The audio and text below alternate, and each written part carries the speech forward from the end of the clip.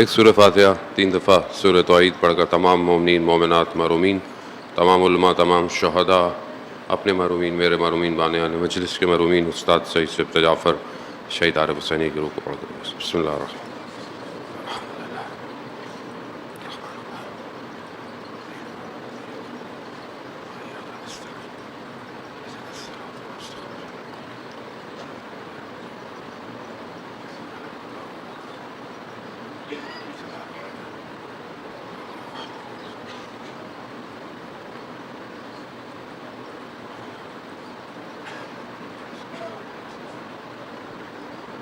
امام زمانہ کی سلامتی کے لیے ایک دفعہ صلوات بھیج دیں۔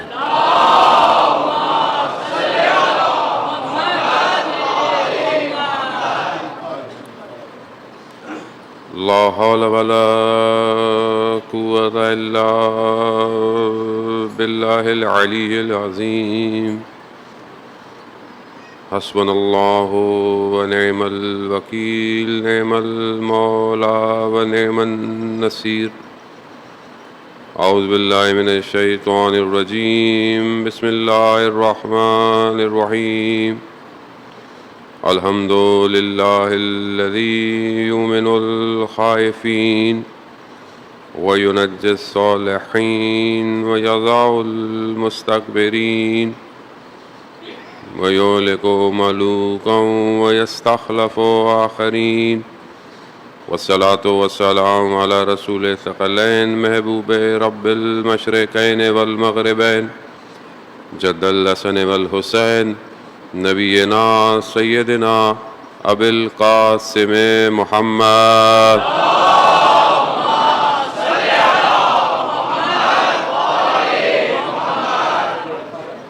وعلی آلہ الطیبین الطاہرین المعصومین لا سیما بقیت اللہ فی الارضین روحی وارواحنا لتراب مقدم الفدا ولعنت اللہ علی اعدائہم اجمعین۔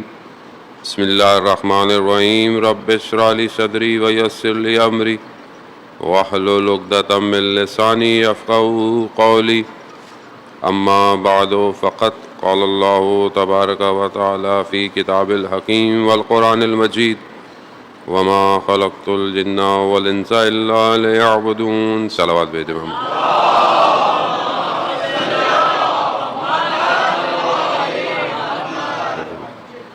عزاداران محترم، پہلی محرم کی شب ہو چکی ہے۔ خداوند متعال کی بارگاہ میں شکر گزار ہیں کہ پروردگار نے ہمیں اس سال پھر یہ توفیق عطا فرمائی کہ ہم امام حسین علیہ السلام کے کاروان میں شامل ہو سکیں۔ ہر سال خدا اس رزق کو اپنی مخلوقات کے لیے اتارتا ہے کہ لوگ جو ہیں وہ یا لیتنی کنت معکم کی صداؤں کو اپنے وجود سے اظہار کریں۔ انسان زبان سے اقرار کرتا ہی ہے اور زبانی سے اقرار کرنا اس کو مسلمان بنا دیتا ہے، لیکن ایمان جو ہے اسے قلب سے اسے اعتقادات کی طرف لے کے جاتا ہے، اور وہ تبھی ممکن ہے کہ جب انسان معرفت اور یقین کے مراحل کو طے کرے، اور وہ تبھی ہوگا کہ جب آپ کوشش کریں گے، اپنے قدم بڑھائیں گے، تبھی سید الشہداء کے کارواں میں شامل ہو پائیں گے۔ اور ایسا نہیں ہے کہ سید الشہداء نے جو حلم ناصر کی صدا جو ہے وہ صرف کربلا یا 61 ہجری کے لیے تھی، بلکہ وہ صدا ہر دور کے لیے ہے، ہر زمانے کے لیے ہے، ہر شخص کے لیے ہے۔ اب یہ ہمارے اوپر ہوتا ہے کہ ہم کتنا اپنے کانوں کو صاف رکھتے ہیں اور اپنے امام کی اس آواز کو سن سکتے ہیں۔ آواز آج بھی گونج رہی ہے، آج بھی وقت کا امام پردہ غیبت میں یہی صدا دے رہا ہے کوئی میری مدد کرنے والا؟ لیکن ہم اپنی زندگیوں میں مصروف، اپنے روز و شب، اپنی زندگی، اپنے کام، اپنی پڑھائی، کیونکہ سب حلال ہے، ضروری بھی ہے، لیکن غفلت یہی ہے کہ انسان توجہ کے بغیر اپنا وجود گزار رہا ہے۔ قرآن کریم جو کلام الہی ہے، ایسا کلام کہ آپ سوچ سکتے ہیں، ہماری گفتگو بھی توحید کا محور ہی ہے. انشاءاللہ خدا ہمیں توفیق دے کہ ہم اس کو بہتر طریقے سے ادا کر سکیں. عزیزان محترم، بہتر، سب سے بہتر کلام الہی ہے. آپ دنیا جہان کی کتابیں پڑھ لیں، آپ دنیا جہان کا کلام سن لیں، وہ سب مخلوقات کا کلام ہے. خالق کا کلام ایک ہی ہے. خالق بہتر جانتا ہے اپنی مخلوق سے کیسے گفتگو کرنی ہے اور کہاں گفتگو کرنی ہے. میں بہت معذرت چاہتا ہوں، آپ کو ہو سکتا ہے برا لگے، لیکن جو اگر دیر سے آیا کرے، جہاں جگہ ملے بیٹھ جایا کریں. باقی لوگ بھی بہرحال مجلس سننے آتے ہیں، مجھے بھی تھوڑی سی توجہ میری ڈسٹریکٹ ہو جاتی ہے، اور جو آگے بیٹھے ہیں بہت معذرت کے ساتھ سب عزادار ہیں. میرے آنکھیں آپ کے پاؤں کی خاکوں کے نیچے لگیں، لیکن بہرحال تقدس عزاداری ہے، سب کو اسے رکھنا چاہیے. صلوات بھیج دیں محمد والے.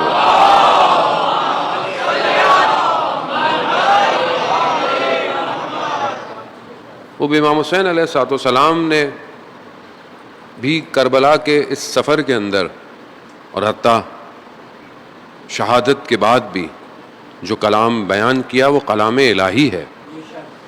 وہ کلام الہی جاویداں ہے، ہمیشہ سے ہے، ہمیشہ رہے گا. اور جب تک ہم اس کلام کو اپنے وجود میں پیوست نہیں کریں گے ہم بھی جاویداں نہیں ہو سکتے. اب یہ کلام ہماری زندگی میں کتنا ہے، قرآن کتنا ہے ہماری زندگی میں، تو میں یہ سب سے پہلے سوال اپنے آپ سے پوچھ رہا ہوں. آپ سے تو میری جرت نہیں کہ میں آپ سے کچھ کہہ سکوں، لیکن ہم خود اپنی روزمرہ زندگی میں دیکھیں. ہم دنیا کے کلام سنتے ہیں، باتیں سنتے ہیں. سوشل میڈیا کا دور ہے، یوٹیوب، فیس بک، انسٹاگرام، ٹک ٹاک اور پتہ نہیں کیا کیا ساری چیزیں. ماشاءاللہ اچھے کام بھی ہیں اس کے اندر ظاہر ہے، لیکن آپ دیکھیں انسان ٹی وی، نیوز، خبریں، ایک ہی خبر کو 100 دفعہ سنتا رہتا ہے. شوق ہے اس کو، انسان کو، اس سے بھی سنے گا، اس سے بھی سنے گا. خبر وہی ہے، خبریں بھی جھوٹی ہیں. سچی خبر تو نبأ العظیم ہے جسے قرآن کہہ رہا ہے. بس باقی خبریں تو سب جھوٹی ہیں. وہ ایک ہی عظیم خبر ہے جسے قرآن نے سنایا ہے، لیکن ہم اس کو سنتے رہتے ہیں. اور یہ شور ہے زندگی میں، یہ شور اس آواز کو سننے نہیں دے رہا. ایسا نہیں ہے کہ اس کلام میں طاقت نہیں ہے، کلام میں طاقت ہے، کلام میں طاقت تھی. عزیزان محترم، 2 شخص جب مدینہ سے نکلے اپنے مسائل کا حل کرنے کے لیے مکہ آئے، اور مکہ کے اندر بہرحال ان کے تعلقات تھے. مکہ میں پہنچے تو وہاں پوچھا بھائی ہمارے بڑے مسائل ہیں، آپس میں مشکلات ہیں. آپ کو پتہ ہے اوس و خزرج کئی سو سال سے جنگیں تھیں آپس میں، کبھی ایک جانور کے اوپر، کبھی کسی چیز کے اوپر. جب مکہ آئے اپنی پریشانی کو بیان کرنے تو مکہ والوں نے کیا کہا؟ ہم تو خود بہت پریشان ہیں. کہا کیوں؟ کہا وہ ایک شخص ہے جو کہتا ہے کہ میں نبی ہوں اور اپنے آپ کو اللہ کا نبی بنا رہا ہے. ہماری تو اس نے مشکل میں ڈالا ہوا ہے ہم لوگوں کو. ہم تو اپنی پریشانی میں، ہم تمہاری کیا پریشانی کریں؟ تو سن اللہ کون ہے؟ کہا نہیں، بالکل بھی نہیں اس کو سننا. وہ مکہ کے قریب بیٹھ کر اللہ کا کہتا ہے کہ یہ اس کا خدا ہے، اس کا کلام پڑھتا ہے. وہ ساحر ہے نعوذ باللہ، وہ تم جادو میں آ جاؤ گے، تم بالکل نہیں سننا. عزیزان محترم، علماء آپ کے درمیان میں بیٹھے ہوئے، تاریخ ہے، انہوں نے کانوں میں روئیاں ڈالی، وہ خانہ کعبہ گئے اور تاکہ آواز نہ آئے کھڑے رہے. دیکھا انہوں نے رسول کو. ایک نے کہا کہ ہم جب واپس جائیں گے تو مدینہ والوں کو کیا بتائیں گے، کیا کہیں گے؟ کہ مطلب کہیں گے کہ ایک شخص ایسا وہاں پہ ہے، آ گیا ہے اور یوں کر رہا ہے، لیکن کیا بتائیں گے؟ ہم کیا کہیں گے؟ ہمارے کان بند تھے تو ہمیں لوگ کہیں گے کہ بھائی سنتے تو صحیح وہ کیا کہہ رہا ہے. انہوں نے روئی ڈالی، بس کلام الہی تھا، اثر کر گیا. وہ ایسا اثر کیا کہ وہ دونوں جو ہے وہ رسول کے گرویدہ ہو گئے. اور یہی وہ شخص ہیں کہ جنہوں نے رسول کو بعد میں جو ہے وہ دعوت دی. اور مدینہ ایسے نہیں پلانڈ ہوا، مدینہ سسٹمیٹک پلان تھا. یہ کلام الہی، لیکن اس کے لیے وجود کا پاک ہونا بڑا ضروری ہے. ورنہ قرآن بہت لوگ تلاوت کر رہے تھے، کرتے ہیں، وجود پاک نہ ہو تو یہ اثر نہیں کرتا. عزیزان محترم، خوب اپنے وجود کو پاک کریں. وہ 3 طرح کی مصیبتیں اور بلائیں ہیں عزیزان محترم. 3 طرح کی چیزیں ہیں کہ جس پر انسان کے اوپر آئیں تو انسان صبر کرتا ہے. قرآن کئی جگہ اس کو کہہ رہا ہے کہ بہرحال جب ان پر کوئی مشکل پڑتی ہے بہرحال یہ صبر کرتے ہیں. خدا بھی قرآن میں ان اللہ مع الصابرین، بے شک خدا صبر کرنے والوں کے ساتھ ہے۔ بس مقدماتی سے گفتگو ہے عزیزان محترم۔ صبر جو ہے وہ 3 چیزوں پر ہے۔ پہلا صبر جو ہے وہ معصیت پر، یعنی انسان جو ہے وہ گناہ سے اپنے آپ کو بچائے، یعنی گناہ اس کے سامنے ہو مگر وہ صبر کرے۔ اب یہ معصیت پر، گناہ پر صبر کرنا یہ خود صبر ہے۔ آپ کے سامنے آپشن ہے گناہ کرنے کا، لیکن آپ صبر کر رہے ہیں۔ خاص طور پہ جوان، آج کے سوشل میڈیا انٹریکشن بہت زیادہ ہے، آپ کچھ دیکھ رہے ہیں، کچھ پڑھ رہے ہیں، کچھ سن رہے ہیں، محرم ہے نوحہ سن رہے ہیں، مجلس سن رہے ہیں، خوب ظاہر ہے یہ جو کلاؤڈ سسٹم ہے انٹرنیٹ کا، خوب یہ ظاہر ہے ہم نے نہیں بنایا، یہ کسی اور کی سرزمین ہے، یہ ملک ہے پورا، یہ ایک پوری حکومت ہے۔ خوب اس پر کوئی بھی چیز آپ کی مرضی سے نہیں آتی ہے، اس کے اپنے الگورتھم ہے۔ کوئی چیز غلط آ جائے، اب انسان کا نفس کیا کہتا ہے؟ کلک کرو آگے کی طرف۔ خوب یہاں صبر ایک صبر کی قسم ہے، اور آپ نے کر لیا تو ان اللہ مع الصابرین ہے۔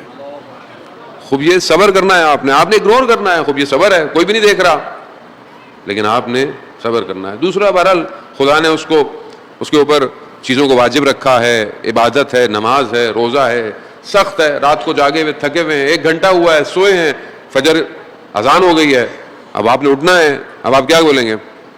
نیند آ رہی ہے، تکلیف ہے، بدن نہیں اٹھا جا رہا، مگر آپ نے صبر کرنا ہے۔ خدا کی عبادت کے لیے صبر کرنا ہے، اٹھنا ہے۔ تیسرا صبر، آپ کی زندگی میں مصیبتیں، مشکلات، بلائیں، بیماری، اس پہ بھی آپ نے صبر کرنا ہے۔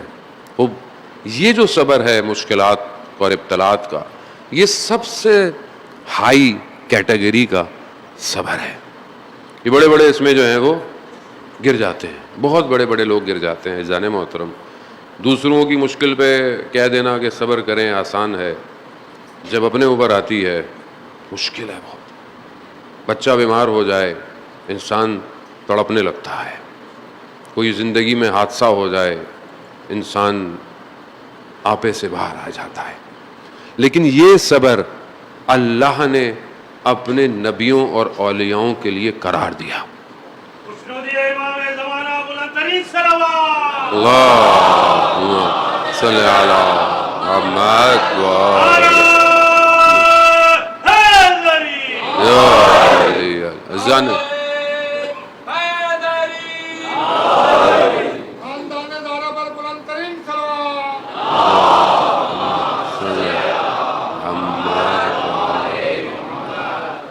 وہ بیان ہوتے ہیں امام موسیٰ کاظم علیہ السلام، اللہ صلی اللہ، امام اپنے والد سے بیان کرتے ہیں، وہ اپنے والد سے 5ویں امام سے بیان کرتے ہیں اور فرماتے ہیں کہ ایک دن رسول خدا حضرت محمد مصطفیٰ صلی اللہ علیہ وسلم رسول خدا نے سب کو جمع کیا، کس کو؟ اپنی بیٹی کو، اپنے 2 نواسوں کو اور امام علی کو، اور دروازہ بند کر دیا۔ گویا کوئی خاص بات تھی جو بیان کرنا چاہ رہے تھے۔ جب انہیں جمع کیا کہا کہ اللہ نے سلام بھجوایا ہے اور جبرائیل بھی میرے ساتھ ہیں، خدا نے ہمارا جو امتحان قرار دیا، میرے اہل بیت، یعنی آپ میرے اہل بیت ہیں، آپ اہل خدا ہیں، خدا کے لیے، خدا کی طرف سے ہم سب کا جو خدا نے امتحان قرار دیا ہے وہ مشکلات اور فتنوں سے ہے۔ اب یہ ظاہر ہے آپ کے سامنے کتنی مشکلات انبیاء پر آئیں، انبیاؤں کو آروں سے کاٹ دیا گیا، انبیاؤں کو کنوؤں میں دھکیل دیا گیا، انبیاؤں کے ساتھ آپ کے سامنے کتنی مشکلات ہوئی۔ خدا نے اپنے چاہنے والوں کو آزمائش کے ذریعے سے کمال دیا ہے۔ جتنی خدا زیادہ محبت کرتا ہے اتنا امتحان بڑھ جاتا ہے۔ اب آپ اپنی زندگی میں دیکھ لیں، بعض اوقات لوگ کہتے ہیں مولانا صاحب ہماری زندگی میں تو مشکل ہی ختم نہیں ہو رہی ہے۔ مشکل کیونکہ مجھے اس لیے لگتی ہے کیونکہ میں مادے میں پھنسا ہوا ہوں. میں اپنے آپ کو مادے سے باہر کر لوں مجھے کوئی مشکل نہیں لگے گی. وہ سید الشہداء علیہ الصلوۃ والسلام نے ساری آزمائشوں کو کربلا میں دعوت دی ہے اور سب کو جمع کیا ہے. یعنی جو مشکل ہو سکتی تھی کربلا میں آئی ہے, اور اس کے بعد ایک لمحے کے لیے بھی اپنے چہرے پر درد کا اظہار نہیں کیا. یہ توحید ہے, یہ خدا کو پہچاننا ہے. آغا دولابی بہت بڑے عارف مشہد کم المقدس میں بی بی کے حرم میں دفن ہے. وہ فرماتے تھے کہ ہر کے گرفتار است گرفتار یار است, یعنی جو بھی گرفتار ہے, پھنسا ہوا ہے, مشکل میں ہے, وہ اس کی طرف سے ہے, اور جو جتنا قریب آئے گا وہ اتنا جل جائے گا. خوب ظاہر ہے یہ عشق آسان نہیں ہے, یہ محبت الہی آسان نہیں ہے. مولا امیر علی ابن ابی طالب علیہ الصلوۃ والسلام صلی اللہ امام ارشاد فرماتے ہیں کہ اللہ کی محبت ایک آتش کی طرح ہے, اور اس آتش سے تم جب تک نہیں نکلو گے جب تک تم جل نہیں جاؤ گے. وہ ہم زندگی میں, ہماری زندگی میں پریشانی کہاں ہے, مشکل کہاں ہے, ہم نے مشکل دیکھی کہاں ہے؟ اذان محترم, وہ کربلا دعوت دے رہی ہے, اگر مشکلات کو برداشت کر سکتے ہو آؤ, لیکن یہ مشکلات تمہیں جو ہے وہ گوہر کی طرح چمکا دے گی. وہ اسی لیے انسان جو ہے وہ اس طرف آتا ہے. لیکن اس کی سب سے بڑی جو چیز وہ معرفت ہے. اگر انسان پہچان جائے تو وہ پھر پلٹتا نہیں ہے. وہ لوگ کہ جو امام علیہ الصلوۃ والسلام کے ساتھ تھے یا جنہوں نے ساتھ دیا وہ پہچان گئے تھے. ہمیں بھی ان چند دنوں میں وہ پہچاننا ہے. توحید جو ہماری گفتگو بہرحال ہے وہ یہ نہیں ہے کہ ہم نے توحید کیسے ہے یا کیا ہے, وہ ہماری گفتگو نہیں ہے. بہرحال آپ سب مواحد ہیں, لا الہ الا اللہ کی ماننے والے ہیں. توحید تک پہنچنا, توحید کے اثرات زندگی میں, وہ چیزیں جو انسان کو رکاوٹ دیتی ہیں عملی توحید پر, بہرحال ہم کوشش کریں کہ اس کو بیان کریں. اور خود معصومین نے اپنے اقوال میں, اپنی گفتگو میں توحید کے بارے میں کیا کہا. توحید یعنی یگانہ پرستی ہے, یعنی لا الہ الا اللہ ہے, یعنی کوئی نہیں مگر سوائے تیرے. پہلے نفی ہے, یعنی پہلے آپ ڈکلائن کر رہے ہیں کس چیز کو؟ ہر اس چیز کو جو کہ خلق کی صفات پائی جاتی ہیں. مشرک سے مشکل کیا ہے؟ کیوں خدا کو سب سے بڑی چیز, جو سب سے بڑا جو گناہ یا ایسی چیز جسے خدا نے بولا کہ میں معاف نہیں کروں گا. خدا اپنے معاملے میں بہت پوزیسو ہے, ہاں بہت حساس ہے. خدا کہہ رہا ہے میں باقی چیزیں معاف کر دوں گا, لیکن اگر کسی کو میرے شریک ٹھہرایا تم نے, میں نہیں معاف کروں گا. وہ خدا ہے, خدا کی مرضی ہے, وہ جلال بھی ہے, اس کے ہاں جمال بھی ہے, وہ رحمان بھی ہے, وہ رحیم بھی ہے, اس کی اپنی مرضی ہے. خدا کہہ رہا ہے اگر شرک کیا میں نہیں معاف کروں گا. یعنی پہلے ڈکلائن کرنا ہے, آپ نے نفی کرنی ہے. کس چیز کی؟ ہر اس چیز کی جو مخلوق میں پائی جاتی ہے, کیونکہ جو مخلوق میں پائی جائے وہ خالق نہیں ہو سکتا. جو بھی چیز مخلوق میں پائی جائے, مخلوق کی صفات ہوں, مخلوق کے اندر ہو, وہ خالق میں نہیں ہو سکتا. خالق منزہ ہے. دعائے عرفہ میں پڑھتے ہیں سبحانک سبحانک پروردگار, یعنی پروردگار تو منزہ ہے. خود سبحان جو ہم پڑھتے ہیں سبحان اللہ یا سبحان, خود یہ اسم الہی ہے. یہ اسم الہی جب بیان کیا جاتا ہے کہ پروردگار تو منزہ ہے, تو ہر چیز سے, ان چیزوں سے ہٹا ہوا ہے, تو پاک ہے, یہ چیزیں تیری شان میں نہیں ہیں.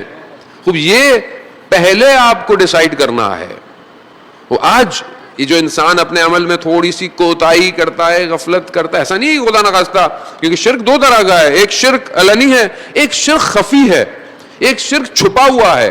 اور چھپا ہوا شرک میں جو روایات کہتی ہیں وہ اتنا باریک شرک ہے کہ جیسے رات کی تاریکی میں کوئی چیز پتھر پر چل رہی ہو, تاریکی میں نظر نہ آئے. شرک خفی ویسا ہے. اور شرک خفی ظاہر ہے یقیناً اعتقادات میں نہیں ہے, کہیں نہ کہیں انسان عمل میں کوتاہی کرتا ہے. معذرت کے ساتھ تھوڑی سی گفتگو اگر ہلکی بلکی لگے, البتہ مجھے آتا جاتا اتنا کچھ ہے نہیں, میں پھر ترجمہ ہی کر رہا ہوں آپ کی خدمت میں. عزیزان محترم, پاکیزگی, خدا نے ہر چیز کو اپنے وجود سے, ساری چیزوں کو جو صفت کو دے دی, وہ مخلوق کو صفتیں دے دی, وہ مخلوق کی ہیں, سب مخلوق کی ہیں. خدا منزہ ہے. سید الشہداء دعا عرفہ میں یہ کہتے ہیں کہ پروردگار تو ہر چیز سے منزہ ہے، نہ تیری ابتدا ہے نہ تیری انتہا ہے. کیونکہ اگر ابتدا ہو کہ مثلا اب سے ابتدا ہوا، کب سے ابتدا، جہاں کب آ جائے وہاں خالق نہیں ہے. جہاں کب آ جائے وہاں ٹائم شروع ہو جائے گا، جہاں ٹائم شروع ہو جائے وہ پھر مخلوق ہو جائے گا. خالق وقت کا بھی خالق ہے، زمانے کا بھی خالق ہے، مکان کا بھی خالق ہے. اب یہاں یہی وجہ ہے کہ جو اتنی گفتگویں دوسرے ادیان کے ساتھ مناظرے، وہاں سب توحید کی گفتگو ہے. سارا مسئلہ توحید کا ہے. کنت کنزا مخفیا، میں چھپا ہوا خزانہ تھا، میں نے چاہا پہچانا جاؤں. خدا چاہتا ہے کہ مجھے پہچانو، اس نے پہچاننے کے لیے پورا سسٹم خلق کیا ہے. 1,24,000 کو اپنی پہچان کے لیے بھیجا ہے، اولیاء کو پہچان کے لیے بھیجا. خود اس کو پہچانو. لیکن اگر یہ انسان اس کو نہ پہچانے اور اپنی شناخت میں کھو بیٹھے، عزیزان محترم، روز قیامت میں کتنی شرمندگی ہوگی. خدا خود کہتا ہے کہ میں نے، اے بنی آدم، میں نے سب کچھ تیرے لیے خلق کیا ہے مگر تجھے میں نے اپنے لیے خلق کیا ہے. لیکن آج انسان کے پاس وقت نہیں کہ اس اپنے خالق کو ایک سجدہ کر لے. خوب یہ انسان، خوب یہی توحید ہے. خوب یہاں پاک ہونا، منزہ ہونا. امام حسین علیہ الصلوۃ والسلام، اللہ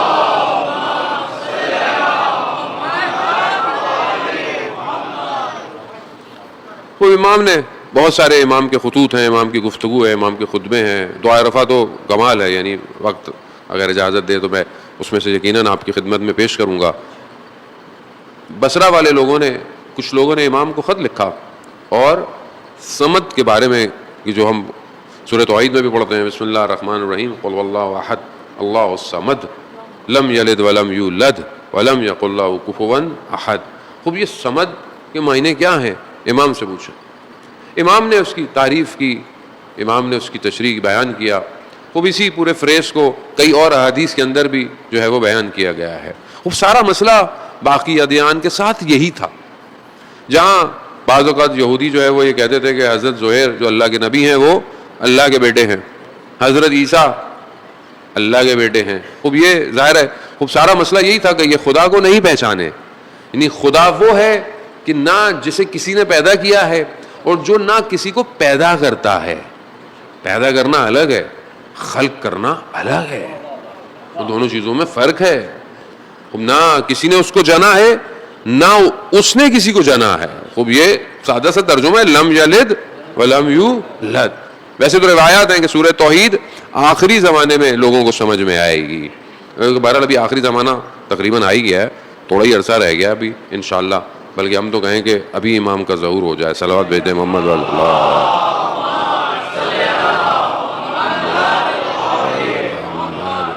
اب یہاں امام نے فرمایا کہ یہ اس کے معنی ہے. اور سمد یعنی اس کا کوئی یکسو، اس کا کوئی ہمکف، اس جیسا کوئی نہیں ہے، یعنی کوئی اس کی برابری نہیں کر سکتا. اب یہ صفت کہ کوئی اس کی برابری نہیں کر سکتا. لیس کا مثل ہی ہے، اس کے مثال اس جیسا کوئی نہیں ہے. انسان کی نہ ذہن میں آ سکتا ہے، انسان سوچتا ہے، تصور کرتا ہے. اگر انسان تصور کرے مثلا خدا ایسا ہے تو یہ تصور اس کے ذہن کی مخلوق ہے. خدا کسی کے ذہن کی مخلوق نہیں ہو سکتا. اگر کوئی وہم اور گمان کرے خدا کے بارے میں، خدا کسی کے وہم اور گمان میں آ نہیں سکتا. کوئی یہ سوچے کہ میں آنکھوں سے خدا کو دیکھوں گا. بعض ہمارے یہاں فرقے یہ کہتے ہیں کہ قیامت میں لوگ جو ہے وہ خدا کو دیکھیں گے. کیسے دیکھیں گے خدا کو؟ اگر وہ خدا کو دیکھے تو وہ تو بدن ہوگا، جسم ہوگا، چاہے جس طرح کا بھی ہو. وہ جو آنکھوں میں سما ہے وہ خدا تھوڑی ہے. خدا نہیں سما. اب یہ کہ خدا ہے کیا؟ ابھی بچے بولے کہ خدا کیا ہے. وہ خدا، اہل بیت ائمہ فرماتے ہیں کہ خدا کی ذات میں نہ تفکر کرو نہ سوال کرو. خدا ادراکات سے بالاتر ہے. اس کی صفات پہ صحبت گفتگو کرو. جو اللہ نے، جو اللہ کے اسماء الہی ہیں، جو چیزیں اس میں صفات نہیں ہیں اس کی نفی کرو، جو صفات اس کے اندر پائی جاتی ہیں. اور جانے محترم، اب یہ معرفت جب بڑھتی چلی جاتی ہے تو پھر انسان کمال پہ پہنچتا ہے.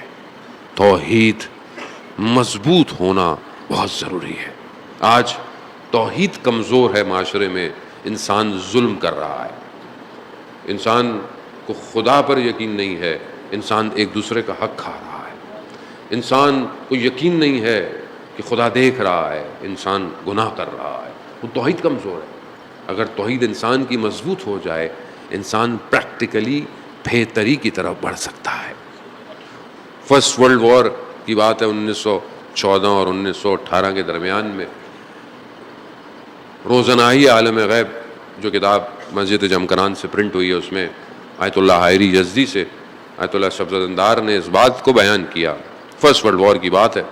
اس زمانے میں جب جنگ ہو رہی تھی مختلف جگہوں میں، تو زمانے میں ظاہر ہے رشیا، اس زمانے میں سوویت یونین، ایران کا بھی اسفیئر بہت بڑا تھا. اس زمانے میں ہر طرف سے لوگ جو تھے وہ جنگ کے اندر شامل تھے. تو ارومیہ کے بارڈر پہ کوئی نہ کہیں جنگ تھی رشین کے ساتھ. تو وہاں ایک ڈاکٹر جو تھا وہ تعینات تھا، جس کا کام تھا بہرحال زخمیوں کو جو ہے وہ ٹریٹ کرنا. تو وہ کہتا ہے میں نے دیکھا کہ کچھ لوگ ایک باڈی کو لے کر آ رہے ہیں. تو میں نے کہا شاید یہ لاش ہے، مر گیا ہے، لیکن میرے سامنے لا کے رکھا تو دیکھا اس کے اندر جو بندہ تھا وہ زندہ تھا.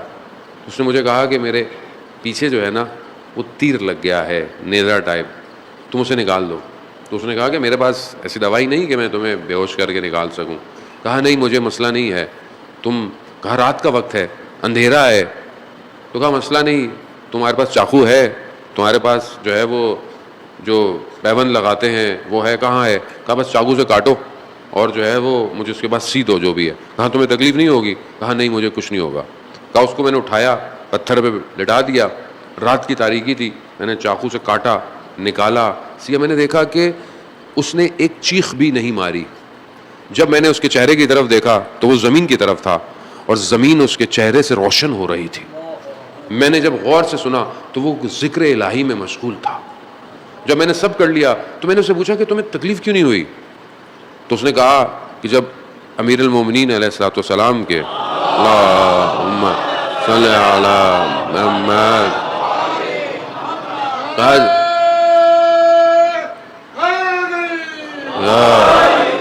کہا کہ جب مولا امیر کے پاؤں میں سے تیر نکالا گیا تو کیا مولا کو کوئی تکلیف ہوئی؟ کیونکہ خدا کے سامنے حاضر پا رہے تھے اپنے آپ. کہا میں بھی اپنے آپ کو خدا کے سامنے حاضر پا رہا ہوں، ان کا ماننے والا ہوں، تو میرے وجود کو کوئی تکلیف نہیں ہو رہی. کہا میرے لیے بہت عجیب تھا کہ کوئی ایسا شخص. پھر ایسے میں مجھے خبر ملی کہ جو ہے وہ فوج جو ہے وہ بارڈر کی طرف آ رہی ہے، لیکن انہوں نے کہا کہ بتانا نہیں فوجیوں کو، ڈاکٹر نے، کہ کہیں لوگ ڈی موٹیویٹ نہ ہو جائیں، ڈر نہ جائیں، ہم اس کو آہستہ آہستہ میں ان کو پیچھے لے جائیں گے. تو یہ بات میں نے اس شخص سے ذکر کی تو اس نے بولا کہ پریشان مت ہو، یہ فوج واپس پلٹ جائے گی، تم پریشان نہ ہو. لیکن میں نے جب یہ بات کسی اپنے ہیڈ کو بتائی تو انہوں نے کہا کہ نہیں یہ لوگ ایسی باتیں کرتے ہیں. لیکن یہ ہوا، بعد میں خبر آئی کہ فوج واپس چلے گئی. جب یہ دو چیزیں میں نے اس میں سے دیکھی تو میں نے کہا یہ عام آدمی نہیں ہے، یہ کوئی خاص آدمی ہے. میں نے اس سے پوچھا کہ تم کون ہو، کہاں سے آئے ہو، اور یہ تمہیں ساری باتیں، یہ انفارمیشن، نالج تمہارے پاس کہاں سے آیا؟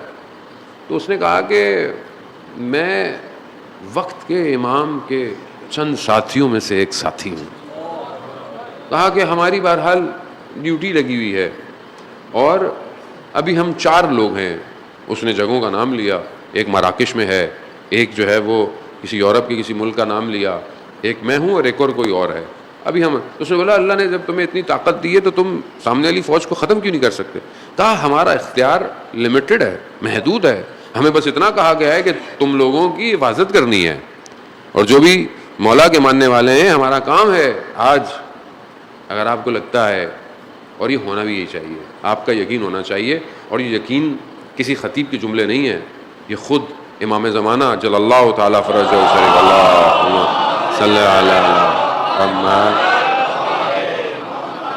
خود امام فرماتے ہیں کہ ہم تمہارے حال سے باخبر ہیں، اگر ہم تمہارے حال سے بے خبر ہوتے تو دشمن تمہیں چیر پھاڑ جاتا. تو اس میں انسان کا یہ اعتقادات ہیں جان محترم. لیکن جب ہم عملی زندگی میں آتے ہیں تو یہ اعتقادات ہمارے غائب ہو جاتے ہیں.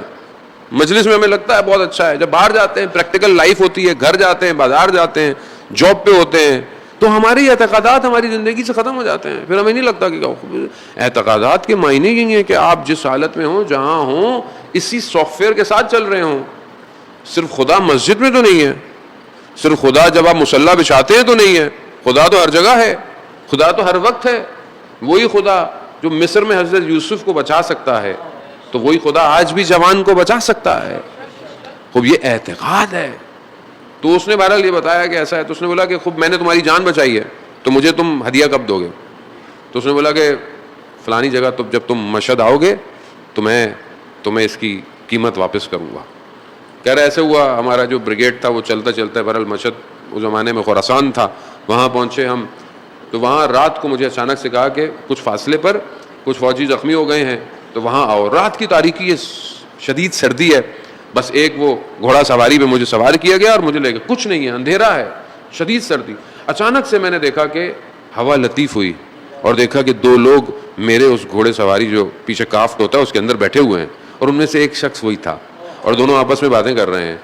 کہا کہ تھوڑی دیر میں فلانی جگہ پر جو ہے وہ توپوں سے بمباری ہوگی تو تم واپس نہیں جانا. تو دوسرے نے کہا یہ اس کو بتا دو. کہا یہ ہماری بات سن رہا ہے, تم نے واپس رات کو پلٹنا. حالانکہ اس نے واپس جانا تھا. خوب یہ تھوڑی دیر ہوئی, اچانک سے وہ دونوں غائب ہو گئے. پھر وہی سردی. اس نے چلانے والے سے جو سواری چلا رہا تھا کہا تم نے کسی کو دیکھا؟ کہا دیوانے ہو گئے ہو, اتنی رات کو یہاں کون نظر آئے گا. وہ یہ ہوا کہ رات کو پلٹا نہیں اور وہاں پر جو ہے وہ توپوں سے بمباری ہو گئی. عزیزان محترم, وقت کے امام کے ساتھ لوگ ہمیشہ سے ہیں اور ہمیشہ رہتے ہیں. اپنے اندر صلاحیت ایجاد کرنی پڑتی ہے. کربلا کا دروازہ آج بھی کھلا ہوا ہے. گو کہ 61 ہجری میں جتنے آ سکتے تھے آئے, پھر نہیں آئے, لیکن وقت کے امام ہر وقت بلانے کے لیے تیار ہیں. آپ اور میں اپنے اندر ظرفیت پیدا کریں, ہم جو ہے وہ آگے کی طرف بڑھ سکتے ہیں. ظاہر ہے وہ تبھی ممکن ہے کہ جب آپ کا اعتقاد ٹھیک ہو. توحید عملی انسان کی زندگی میں امپورٹنٹ ہے اور توحید انسان کے آشکار, انسان کی گفتگو سے پتہ چلتی ہے کہ وہ کس کا ماننے والا ہے. انسان کا نفس سب سے زیادہ مشکلات پیدا کرتا ہے. انسان کا وجود اسے خدا کی طرف, یعنی وہ خواہشات ہیں. ظاہر ہے اللہ نے نظام ایسا بنایا ہے کہ انسان کا وجود اس سسٹم کی طرف کھنچتا ہے. وہ بھی فطرت ہے کہ انسان اٹریکشن کی طرف جو جاتا ہے, لیکن وہیں اللہ نے جو اپنا نظام دیا ہے وہ اس لیے دیا ہے کہ ہم ان اٹریکشن کی بجائے صرف حلال کی طرف جائیں. کھانا انسان کی ضرورت ہے مگر حلال ہے یا حرام ہے؟ آپ ملک سے باہر جاتے ہیں, یہاں تو آپ سب کھاتے ہیں, اب یہاں تو پتہ بھی نہیں ہوتا حلال ہے کہ حرام ہے, سبھی کھلایا چلا جاتا ہے, پتہ بھی نہیں ہوتا. لیکن جب آپ ملک سے باہر جاتے ہیں تو آپ کو سب سے پہلی چیز کیا چیز ہے؟ یہ کھانا حلال ہے یا حرام ہے. وہ کیوں؟ آپ سب بہت سارے لوگ کہتے ہیں جی بسم اللہ پڑھ کے کھا لو, لیکن کیسے ایک چیز حرام ہے آپ کیسے کھائیں گے آپ بسم اللہ پڑھ کے جب وہ ذب شرعی نہیں ہے یا مثلا اس کے اندر کچھ ملا ہوا ہے؟ تو اس کا چیز کیا چیز ہے؟ ایک آدمی بہت جستجو کرتا ہے, کہتا ہے مثلا اس کے اندر کیا ڈلا ہوا ہے, یہ ڈلا ہوا ہے, کیوں ہے یہ آپ کا اعتقاد ہے, یہ آپ کے اندر توحید راسخ ہو چکی ہے. آپ بھوکے رہنا پسند کرتے ہیں مگر آپ ایک بسکٹ بھی نہیں کھائیں گے کہ اگر اس کے اندر کوئی چیز حرام ہے.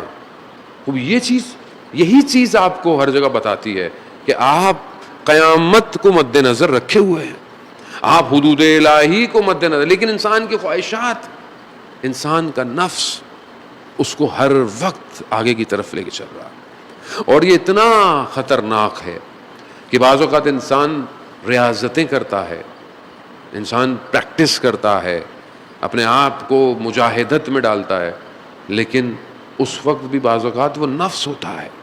یعنی آپ دیکھیں بعض اوقات انسان اپنے نفس کی وجہ سے نماز پڑھنی ہے ماشاءاللہ, مسجد میں پڑھنی ہے بہت زبردست, پہلی صف میں پڑھنی ہے بہت اچھی بات ہے, اب تھوڑی سی دیر ہو گئی, پہلی صف میں نہیں پہنچے, اب اندر کھلبلی مچ گئی, آج میں پہلی صف میں نہیں بیٹھا, لوگ کیا سوچیں گے, آج میں دیر سے آیا.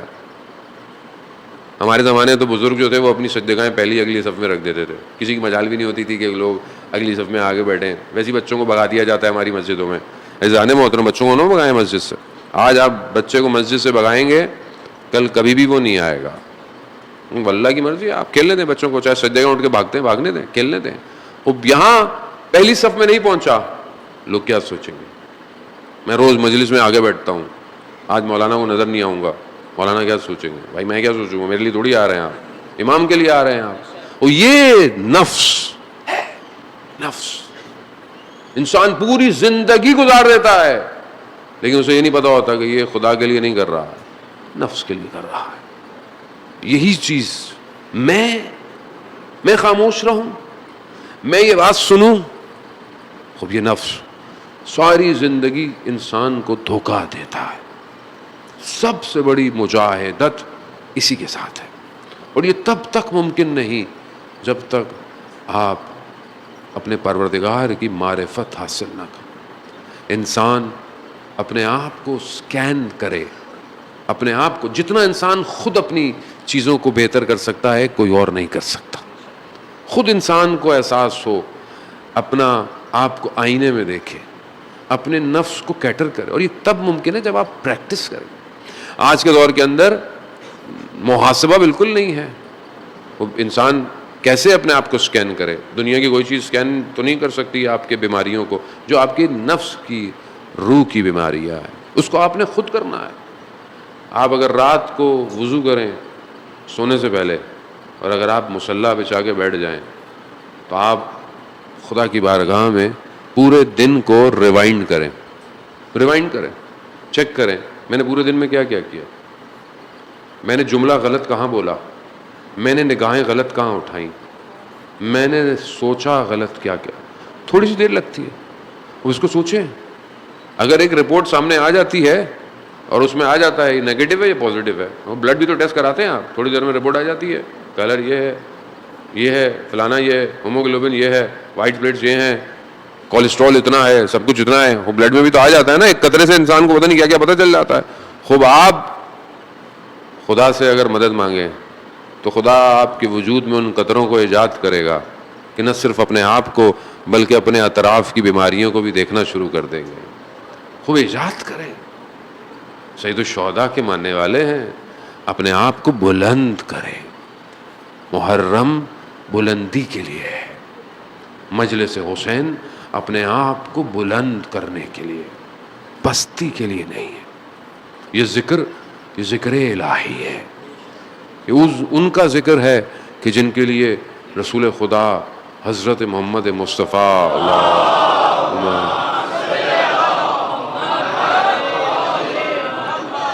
وہ رسول خدا ارشاد فرماتے ہیں ان الحسین مصباح الہدی والسفینۃ النجاۃ. اور یہ عرش پہ لکھا ہے. عرش کہاں ہے، عرش کیسا ہے، غیر ہمیں تو نہیں پتا، عرش پہ لکھا ہے. ہر چیز جانتی ہے حسین کون ہے. وہ جو امام حسین سے متصل ہو گیا وہ بھی اس عالم میں سفر کرنا شروع کر دے گا. یہ آسان ہے، یہ آسان نہیں ہے کہ 1400 سال گزرنے کے بعد آپ جو ہے وہ امام تو معصوم ہے، یقیناً امام عبد صالح ہیں، انسان کامل ہیں، نور ان انوار میں سے ہیں کسی سے خدا نے خلق کیا ہے. لیکن جو امام کے ساتھ متصل ہوئے، جڑ گئے، وہ خود دیکھیں ان کا درجہ کیا ہے. آپ ان کو یاد کرتے ہیں، آپ ان کو سلام کرتے ہیں، آپ ان سے توسل کرتے ہیں. یہ آسان نہیں ہے زان محترم. مطلب تھوڑا سا آپ اس مادے سے باہر آئیں، تھوڑا سا میٹر سے باہر آئیں. میں اس لیے گزارش کرتا ہوں جب مجلس میں آئیں وضو کر کے آئیں. نورانیت آپ کے وجود سے باہر آنی چاہیے. جب آپ نورانیت آئے گی تو پھر آپ کو یہ نور نظر آئیں گے. آپ صرف ایک نور کو دیکھیں کہ 61 ہجری میں آخری لمحے ایک شخص آتا ہے، ہاتھوں کو باندھ کے، آنکھوں پہ پٹیاں، اپنی غلطی کی جو ہے وہ اس کو ازالہ کرنے امام کے پاس آتا ہے، امام سے معذرت کرتا ہے. امام ہے، امام رؤوف ہے، امام مہربان ہے، امام ہادی ہے، ہدایت کرنے والا ہے، امام کا دروازہ کھلا ہوا ہے. یہ ہم لوگ ہیں جو ایک دوسرے پہ الزام لگاتے ہیں، یہ ہم لوگ ہیں جو ایک دوسرے کو جنت اور دوزخ بانٹ رہے ہیں. ہم کون ہوتے ہیں؟ مولانا صاحب یہ تو وہ ہیں جو مجلس میں آخر میں آتے ہیں. خوانے دو، مجلس تمہاری ہے، مجلس حسین کی ہے. حسین نے تو آخری آنے والے کو سب سے پہلے کمال پہ پہنچایا ہے، سب سے پہلے کمال پہ دیا. مولانا یہ صرف نیاز کھانے آتے ہیں، وہ کھانے دو. حسین کریم ہے، حسین کا لنگر بہت بڑا ہے، یہ حسین کی نیاز کھائے گا تو اس کا وجود پاک ہو جائے گا. مولانا یہ صرف ماتم کرتے ہیں. وہ کرنے دو, یہ ہاتھ حسین حسین کر کر اس کے سینے پہ لگیں گے, اس کا وجود نورانی ہو جائے گا. مگر اس شخص کا واقعہ آپ نے نہیں سنا, بہت بڑے عالم دین رات کی تاریکی میں شہر سے گزر رہے تھے, دیکھا کہ ایک شخص نشے کی حالت میں اوباش ہے, بدماش ہے. کہا شیخ کہاں جا رہے ہو؟ کہا مجلس پڑھ کے آ رہا ہوں. کہا ہمارے لیے بھی مجلس پڑھو.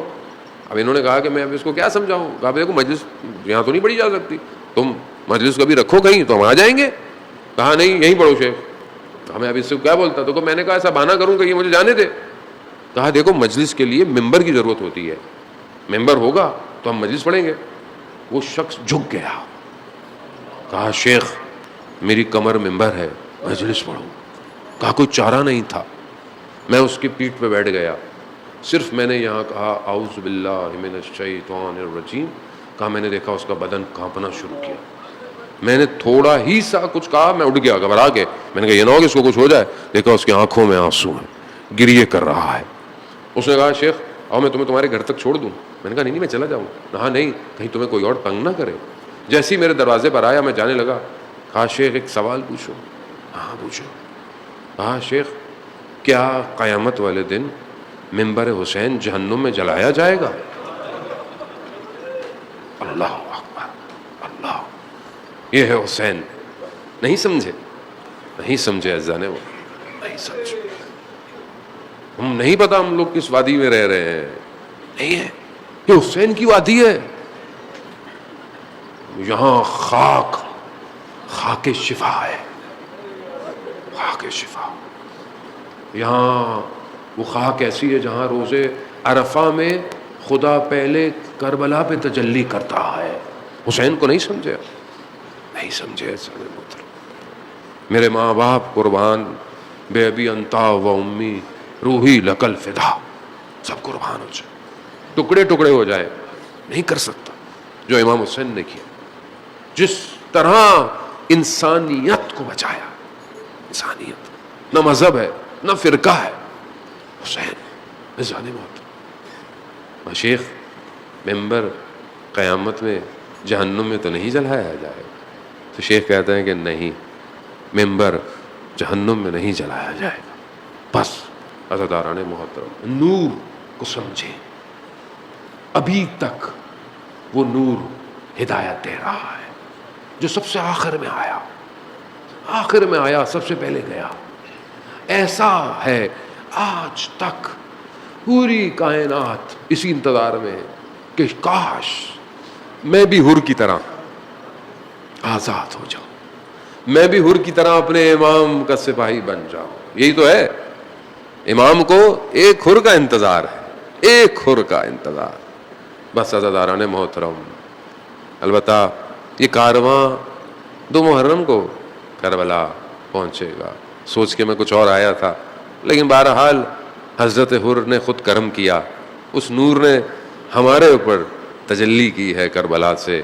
عزاداران محترم, آیت اللہ عائری یزدی فرماتے ہیں کہ جب میں کربلا میں پڑھتا تھا تو میں نے کم آنے سے پہلے حضرت حر سے توسل کیا, اور اس توسل کے نتیجے میں میں نے حوضہ علمیہ کم بنایا. کم میں جو حوضہ ہے جو کتنے سالوں سے پوری دنیا میں طالب علموں کی تربیت کر رہا ہے. پوری دنیا میں طالب علم, ہر زبان میں 110 ملکوں کے طالب علم پڑھتے ہیں, پوری دنیا میں جاتے ہیں, تعلیم کرتے ہیں, تبلیغ کرتے ہیں, سب کو ہدایت پر لے کر آ رہے ہیں. سب کس کی وجہ سے ہے؟ حضرت حر. اللہ نہیں سمجھے, میں آپ کو لفظوں میں بیان نہیں کر سکتا. عزیزان محترم, یہاں تھوڑا اپنے آپ کو بلند کرنا پڑے گا. کیسا مقام ہے کہ امام کی سواری کو حضرت حر نے روکا ہے. امام جانا چاہتے ہیں مگر حر نے روک لیا. امام نے ایک جملہ کہا. امام اللہ کا نمائندہ ہے, ایک ایک لفظ نپات اللہ ہے, ایک ایک جملے میں ہدایت ہے. امام نے کیا فرمایا حر سے؟ حر تیری ماں تیری عزا میں بیٹھے. بس امام جانتے تھے حر کو کہاں سے بیدار کرنا ہے. بس یہ جملہ جیسے سنا حر نے فرمایا کہ مولا اگر آپ کی جگہ کوئی اور ہوتا تو میں ان کے لیے بھی یہی، مگر آپ کی والدہ کا مقام اتنا بلند ہے. اللہ بس حر کمال کر گیا. حر نے مکان اور زمان کو توڑ دیا. آج بھی حر دیکھے نا، یہ حر نے کمال کیا ہے.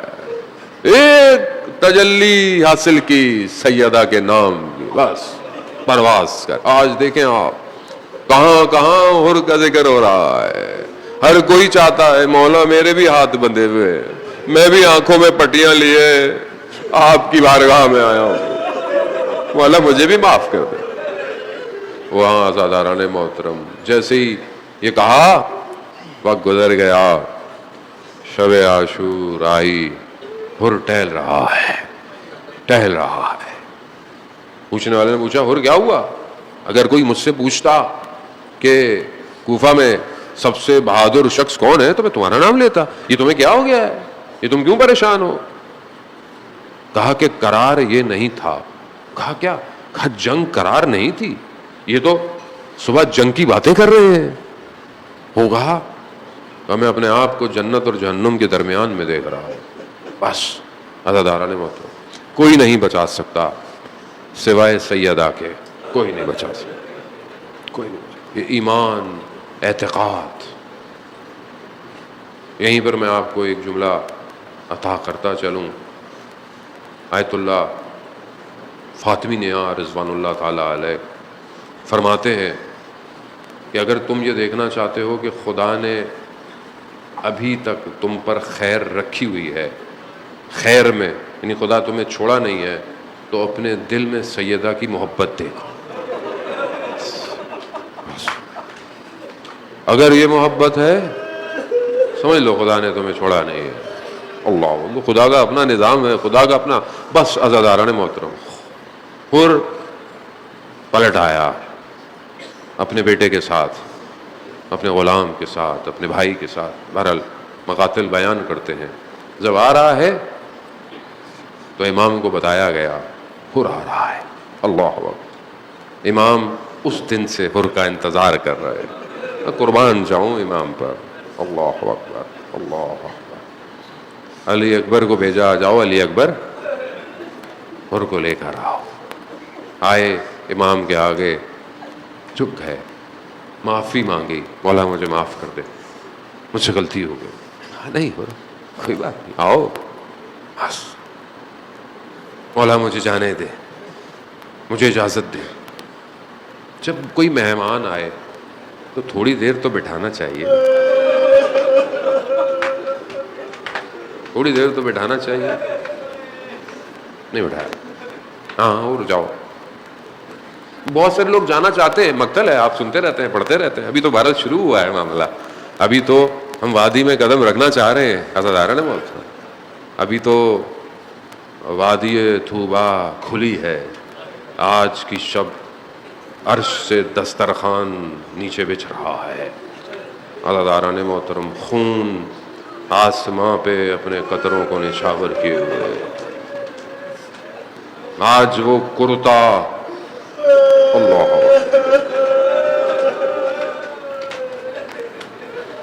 پہلی محرم کو وہ خون بھرا کرتا، وہ نیزوں کے نشان عرش پہ لٹکا دیا جاتا ہے. عزادار مہمان ہے، تھوڑی دیر تو مولا آپ نے بہت سے لوگوں کو تو جانے ہی نہیں دیا. بولا نہیں ابھی نہیں جاؤ، ابھی نہیں. یہ حر کو کیسے جانے دیا؟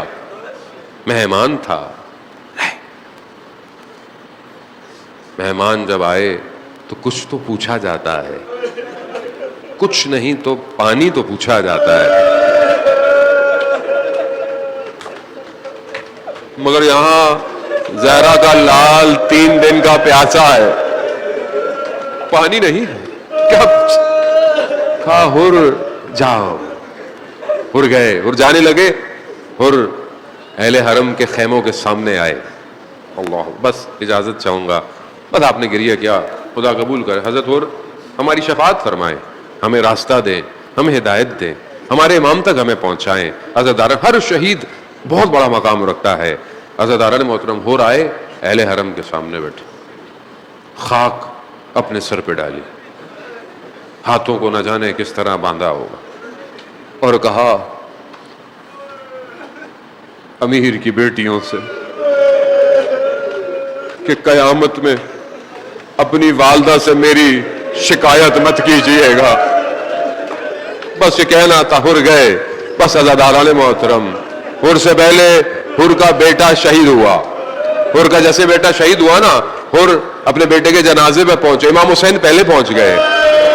بس ایک جملہ التماس دعا, عزاداران محترم بس پہنچے. یہ جملہ ذہن میں آئے, پورے 10 دن روتے رہیے گا, جہاں جہاں بیٹھے روتے رہیے گا. کہا ہر باپ جوان بیٹے کے لاشے پہ نہیں.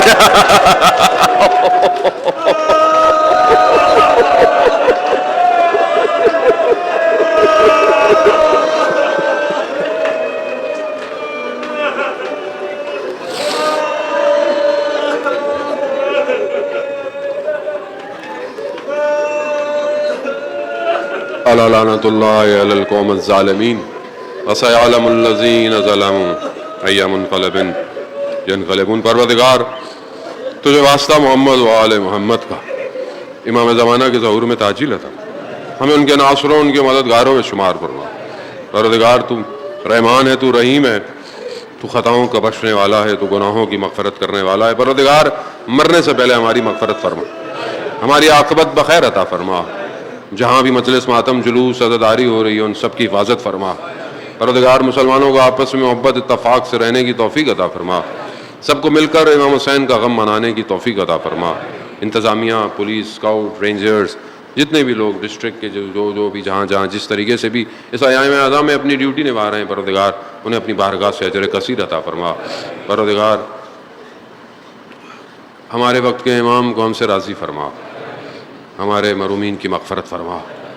جو بیمار ہیں, بہت سارے لوگوں نے مجھے کہا ہے, بہت سارے ہمارے عزیز یقیناً آپ کے بھی دوست احباب رشتہ دار مریض ہوں گے, پروردگار ان سب کو شفاء کاملہ اور عاجلہ عطا فرما. اللہم اغفرنا, اللہم ارزقنا زیارت الحسین فی الدنیا و شفاعتہ فی الآخرہ. صلوات بیت محمد والے. برائے مہربانی ہمارے اس چینل کو لائک کیجیے, شیئر کیجیے, کمنٹ کیجیے اور سبسکرائب کیجیے, اور بیل آئیکن کو پریس کیجیے تاکہ آگے بھی ہماری ویڈیوز آپ کو برابر ملتی رہیں.